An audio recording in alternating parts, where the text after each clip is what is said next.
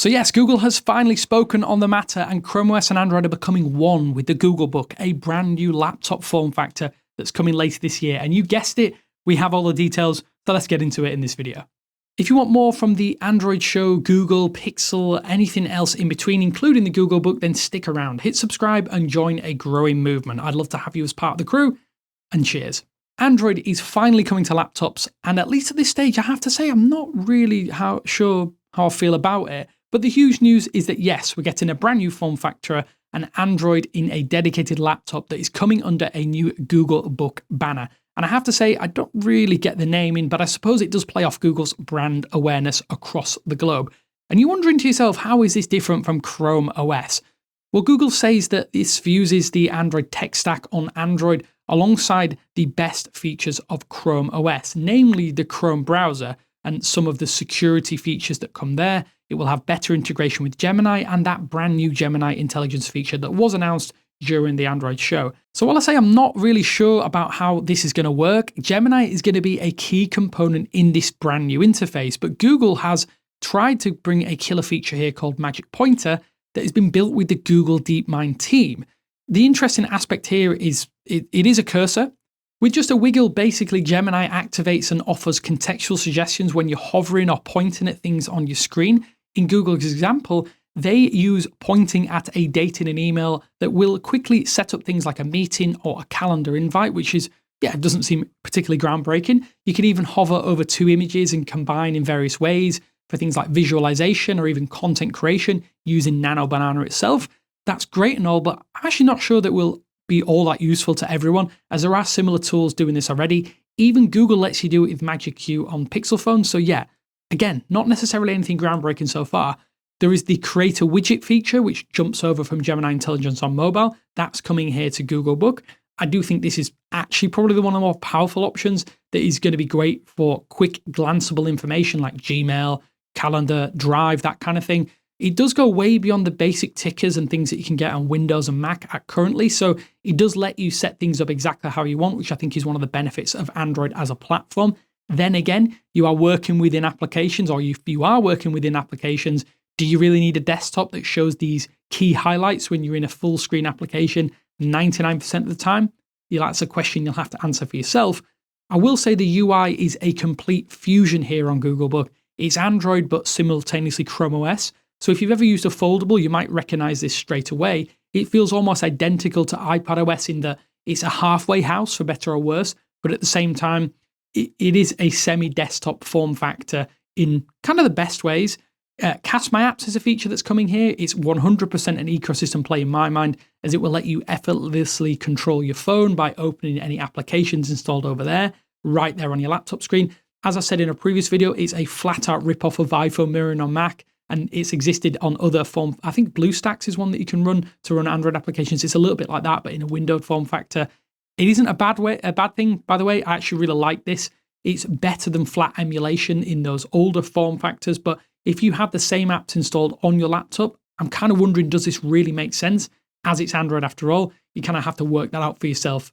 We have little information about things like software updates and how these will be handled, what this means for tablets in general, or how any existing devices might get migrated over here.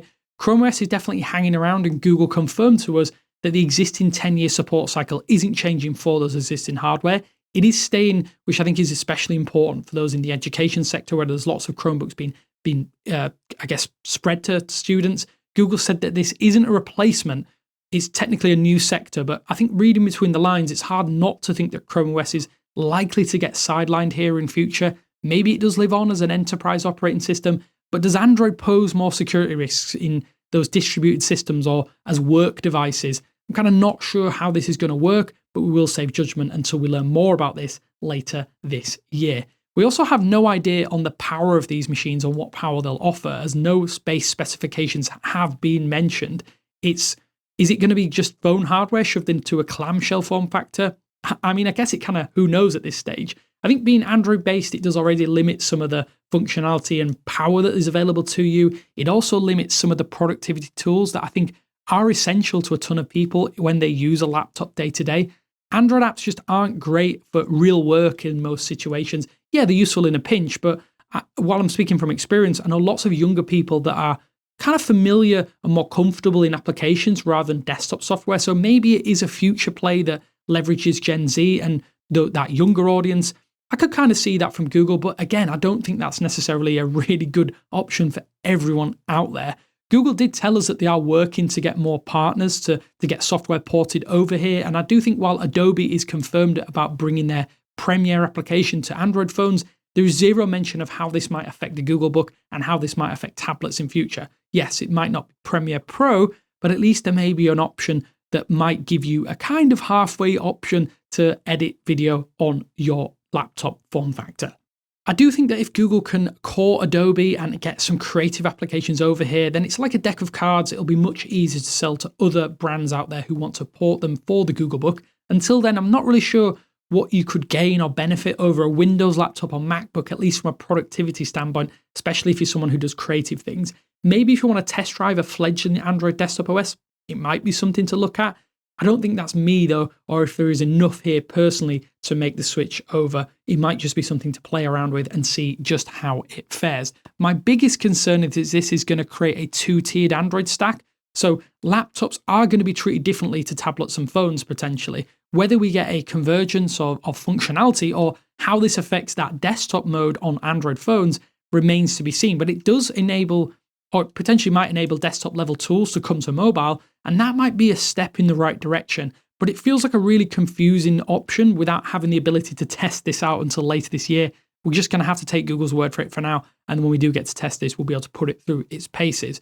Hardware is coming in fall or autumn to be precise, and Google is collaborating with industry leaders including Asus, Dell, HP and Lenovo to produce that first wave of Googlebooks, but there's no word on first-party hardware, even though we're seeing renders of a device. We're not sure if that is from Google, and we may see something like a Pixelbook again.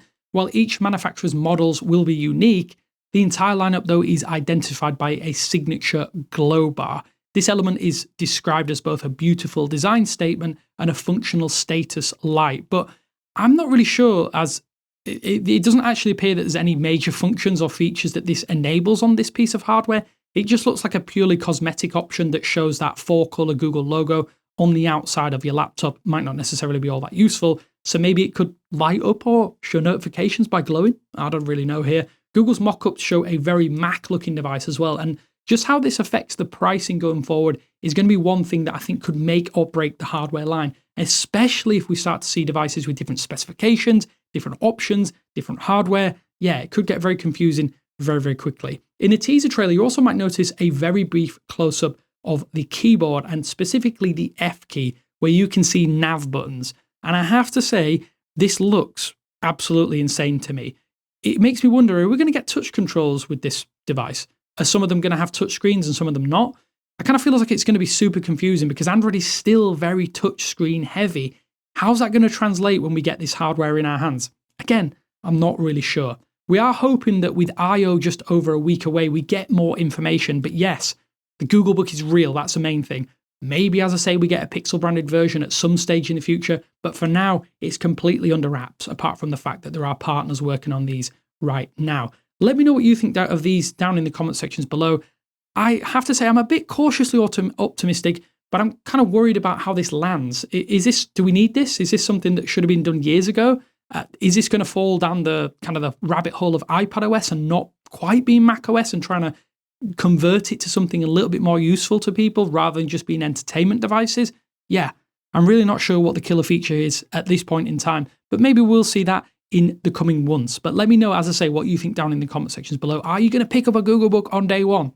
Yeah, really intrigued to see what you think and just what exactly happens with this hardware. Cheers for watching though, and as always, I'll speak to you later.